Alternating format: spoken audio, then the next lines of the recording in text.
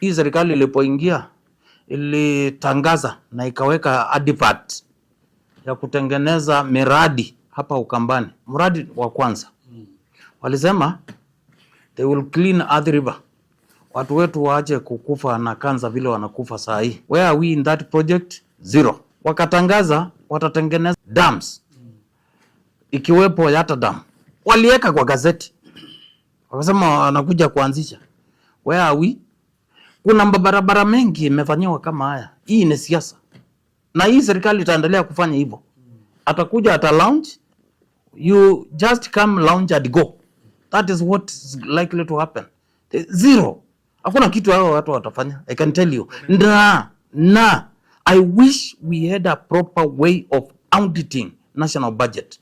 It is just a massive looting that is happening. There is no delivery of services which are going to benefit the people of Kenya. I can tell you. Hiyo miradi yote nataka ukuja hapa a year down the line.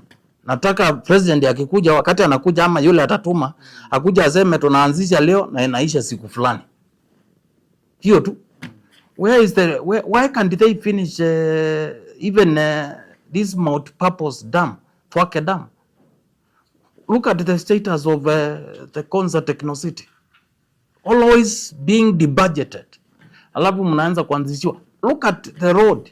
Hii inatoka hapa Matungulu kwenda kutokea huko Kilimaboko. Si wamalize hiyo kwanza, na it is ongoing. Look at the road from Matu to Kalakala. Si wamalize hiyo. Look at the road from Kivandini to Chasioni.